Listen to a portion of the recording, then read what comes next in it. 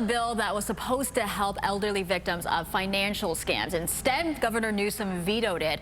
One advocate for SB 278 was this local family here. I've been following through with them for the last couple of years as they dealt with not only the financial loss of an online scam, but also the emotional trauma. Even though the governor failed to take action, the family isn't letting that stop them. It's actually a 2-year journey of the bill because everybody wants to protect their parents and grandparents. But with one decision, it was frustrating and really disappointing. Governor Newsom ended that journey for Ave Williams and her dad, William Bortz. I was really upset. Ave is talking about the governor killing SB 278. The bill would have required banks to temporarily hold transactions suspected of financial elder abuse. It also required banks to implement a trusted financial contact program for customers 65 and older.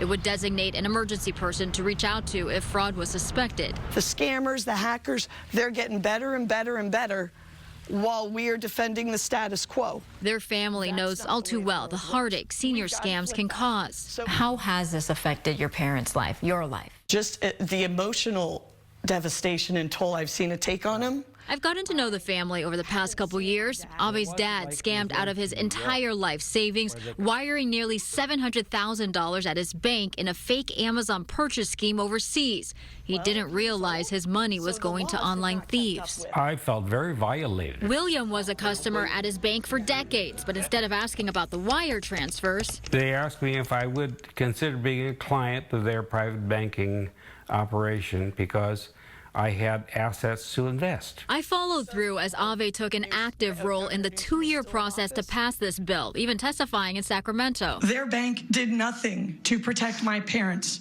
from what has been officially declared financial elder abuse by Adult Protective Services. In fact, when we reported this elder abuse to the bank, their representative blamed my parents for the scam, calling them willing participants. Despite their efforts, the governor vetoed the legislation, saying it raised concerns, including the mandatory 3-day hold on transactions suspected of abuse. He said that could lead to unintended consequences like delaying legitimate transactions. William, now 80 years old, wished there was a delay.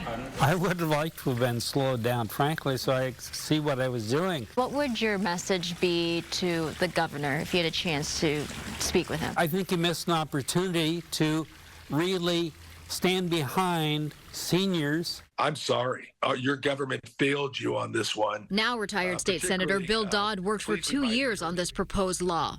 When you got word that the governor was not going to sign this bill, what were your initial thoughts? That this is absolutely ridiculous. It was good policy. It should have been signed by the governor. He got bad advice. All they can do now is try to move forward. Since I first met Ave and her parents at their Poway home in 2022, life has changed. Having other people who hear about the story. William and his wife, also named Ave, moved into this senior living home.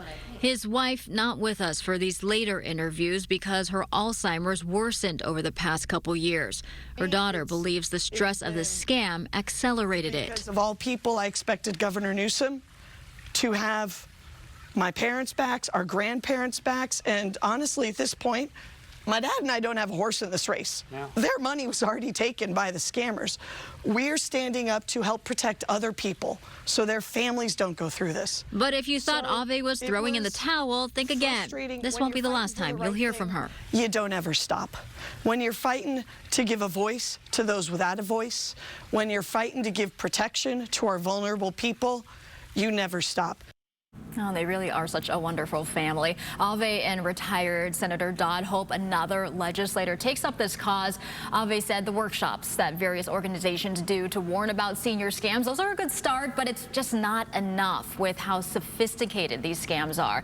Now, if you have a story idea, you can share it with me. You can email me, melissa.masiha@10news.com. And these senior scams, they're just so prevalent. There's so many, and they are just so sophisticated. Yeah, and so many of them seem so simple, but we remember when it comes to seniors who haven't grown up with some of the technology we have, it can be really harmful. Exactly. Great reporting, Melissa.